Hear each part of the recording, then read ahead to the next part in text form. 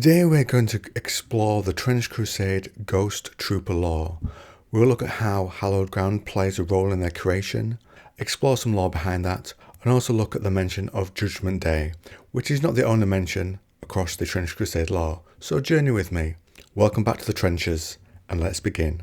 Countless battles of the Great War have been fought over sacred sites, a myriad of ruined temples, churches, shrines, and masjids litter no man's land, devastated by artillery, flames, and demolition charges. Graveyards and hastily dug military cemeteries are disturbed by shelling and the boots of soldiers who trample over these sites, unheeding of their original spiritual purpose. But the land remembers that which human memory does not. Over the long years of strife, many heretics have fallen in battle over hallowed ground, only to find that there is no escaping the Great War. This is referred to in the Bible as the place that God met Moses. That's holy ground.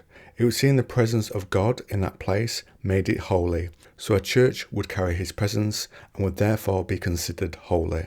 And through those who worship there, and the followers of God being there, such as the bishop will say, I think that would add power to the place.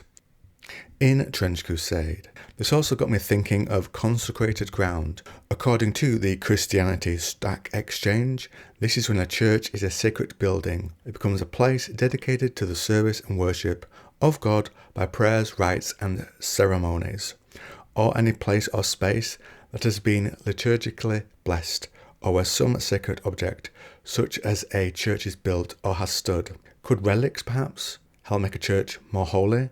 Or could the area around a relic carry with it an aura of holiness? Possibly. To pick this up with the ghost lore, the earth will not suffer their polluted bodies and souls, forcing them to lurch to their feet and back into the fray.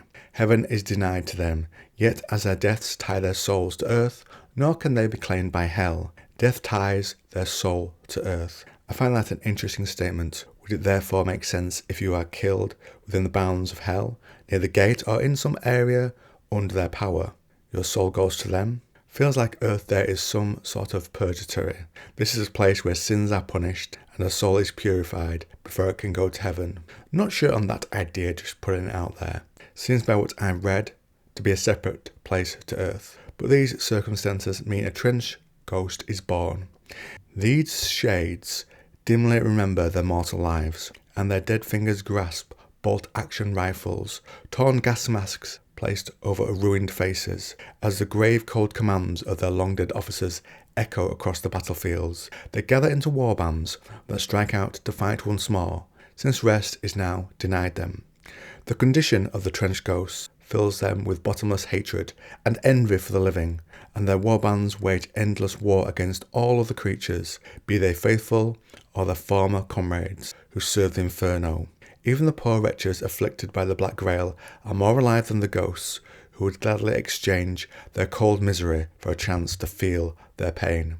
They attack all intruders to no man's land on sight, silently gathering into assault squads when they sense anything that does not share their miserable state. Though it no longer carries any true purpose, the trench ghosts still feel the greed for the coin and the compulsion to arm and equip themselves. They loot no man's land for every buried ducat or discarded rifle and sword, and pile such loot into great hoards in hidden places. When there are no enemies to fight, they trade with each other and perform military drills, even though these actions have no meaning or end goal. These undead warbands recruit lone wandering trench ghosts to their ranks, and they can swell into virtual ghost armies, holding sway over large tracts of land, shadowy domains where dead generals hold court as ghost kings. Even the seas are not safe from this undead plight, for those heretics who perished when fighting over sacred waters have become ghostly raiders bound to the high seas until Judgement Day.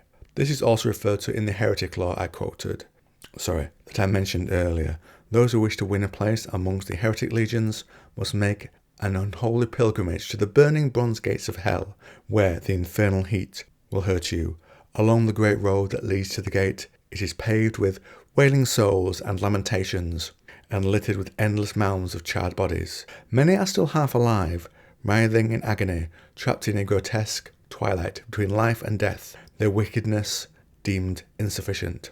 These discarded souls are doomed to suffer until the day of judgment. To discuss this, I will be drawing on an article from pray.com. But I say unto you that every idle word that men shall speak, they shall give account thereof in the day of judgment. For by thy words thou shalt be justified, and by thy words thou shalt be condemned. The belief is the day will end the world when it comes. Jesus will judge humanity and destroy earth and heaven. Now, reading that bit of the article within the making of this video, I was thinking of the Trench Crusade law, and my first thought was, which one will be the judge? As there are several Metachrists, and at least 2 references from memory of groups venerating different ones. Jesus will raise the dead and gather everyone before him. Then he'll individually judge each person by looking at their actions, feelings, thoughts, words and sins. Sins are anything that goes against God's law and will. He'll then divide them into 2 groups, the saved and the damned. And to end this day of judgment, Jesus, or perhaps some version of the Metachrist, will condemn the damned to hell with Satan and take the saved with him to a new heaven. All will face this judgment. With references to the lake of fire in hell. The lake of fire is a place that can transform you if you are of a heretic alignment. Check out my video for that on the channel if you're interested in some more. If you're judged to not be good, i.e. you're not in the book of life, then you get a second death in Revelations, and death and hell were cast into the lake of fire.